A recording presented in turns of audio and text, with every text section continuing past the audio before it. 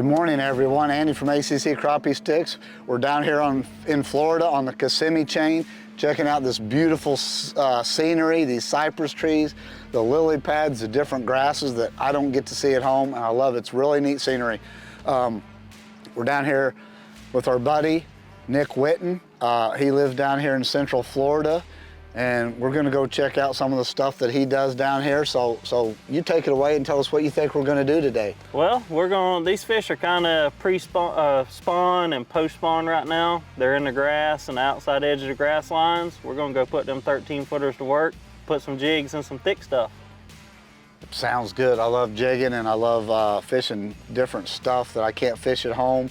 And there's definitely some unique vegetation and some unique fishing opportunities in Florida for sure. Yep, we're gonna see a lot of different stuff today.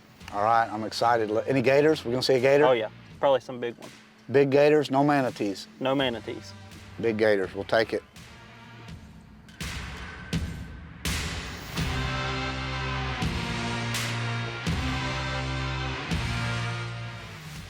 All right, so what we're doing, we're out here on Kissimmee. And as you can see, pan around, there's 30 different types of vegetation within a quarter mile of where we're at right here.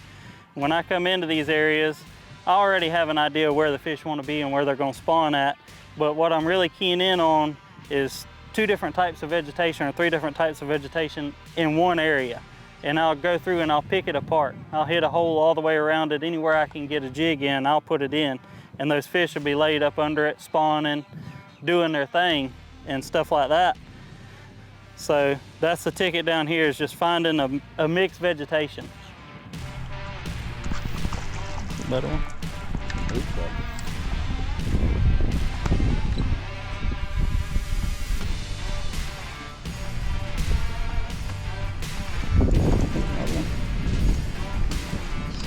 It's gonna be one of those days, isn't it? Yep. Oh, that's a good one. That's one of the best I've seen down here in a while. There you go. Finally got us a good one. There you go. Did he hit it hard? Oh yeah, hit it, ran with it. Knocked the snot out of it, huh? Yep. Okay, I noticed you guys down here, okay, with like live scope, a lot of places in the country, you don't sit there and jiggle it anymore. We kind of learned they don't really want that. Right. I mean, in stake beds and brush piles, we sit there and do that. Now with live scope, we've kind of learned they don't really like that. It's slow, hold it still, slowly pull it away from them. But I notice in this grass, you guys are really, you're dropping it, dropping that tip. All right, so what do you think about, So when these fish are in here spawning, you can see I've got my electronics up, but I don't have them on because they're 100% useless when we're in this thick vegetation. So these fish are in here spawning and they're so aggressive. When they're really getting it on, as soon as you drop a jig in, he's gonna eat it. But if he don't eat it on the drop, I'll pop it twice and pause and let that jig settle. And usually they'll hit it when it settles. Pop it twice. And when I drop in a hole, I only give it 30 seconds, a minute max. 2 or 3 good jigs and pauses, and I'm on to the next hole. If he's there and he's gonna bite, he would have already ate. So you don't want to sit there, just like anything else, you don't want to sit there, try to make a fish bite, right, move on, because you don't even know if he's there. So you're just boom, right, boom, boom, couple of jigs, pick it up. We're just hunting the most active fish we can find and moving on. And this thick stuff, you can even move a foot. Oh yeah. Like he may not even been able to see it. 6 inches. Okay, so you're not moving it 3 or 4 feet. It's really thick. You got to kind of dissect it. Yep, pick it apart. As quick as you can, because you've got miles of it. Yep. To sit there in one hole for 3 minutes, you're never going to get anywhere. Exactly. Okay, that's interesting.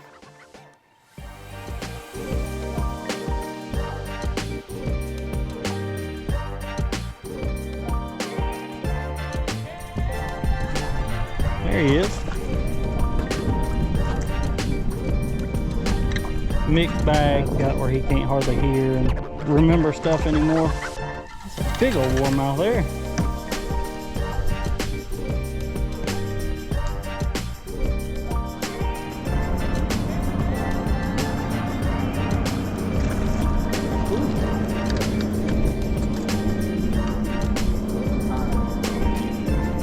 Big old black rooster out of that thick grass.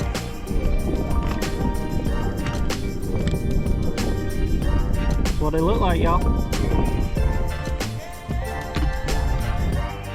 right, so we're out here and we're targeting these isolated patches of vegetation. Bulrush mixed in, I don't know if y'all can see the hydrilla and stuff. Anywhere there's a good mix of vegetation is where we've been catching these fish. You've got some fish that are post-spawn that are leaving. You've got a few fish still in here and a few fish that are still gonna spawn on this next moon. So we're just trying to beat around and see what we can find. A little blackfish out of this thick vegetation. He ain't a monster, we're gonna turn him back loose.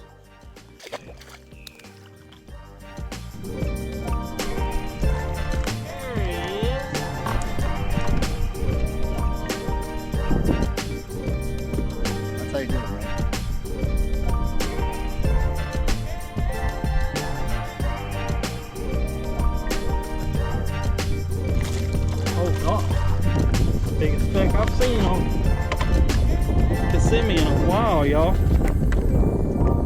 Man, awesome. That is a fun. So fishing in this thick vegetation, which rod do you like to use? Which length rod and why? So I love these 13-foot crossovers. The reel's back out of my way. It don't get in my way. In this tall vegetation, you got plenty of leverage to get over and then beat it down through the weeds and get where you need to go. And then when you catch a fish, you've got enough leverage that you can get him up out of there real good.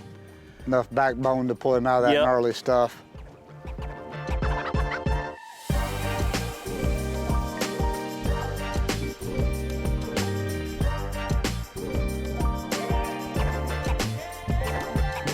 All right, so after a few hours of fishing in the bushes this morning, you see we beat around and caught some fish, but they just weren't in there real good. So I've moved out here offshore. Like I say, the lakes down here in Florida don't get real deep. I'm out here between these 2 points where this channel comes through, looking for these fish offshore. So we're gonna see if we can find some and then put that live scope to work.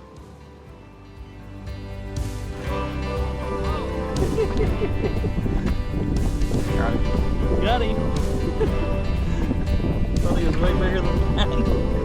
He was all about it once he saw it. All right, guys, Andy here, Andy and Nick with ACC. We're on Lake Tiger right now. We started on Kissimmee. We had a good time on Kissimmee, caught some good fish. Wanted to change it up, went and ate some lunch, came back, tried a new lake on the same Kissimmee chain, Lake Tiger, and it wasn't all that great, buddy. No. It's everybody has a tough day, but what do you think happened? Man, typical Florida post-spawn conditions. Fish are far and few between. They've already started leaving the hill, going out in the lake. We went and tried offshore and just couldn't put anything together, but it is what it is. Hey, that's part of it. Don't feel bad if you go out and you have a tough day. He's a local down here. He knows what he's doing. We tried something new. It didn't pan out, so it's no big deal. You go try something else tomorrow. So thanks for tuning in, guys. Have a good night, and we'll talk to you later.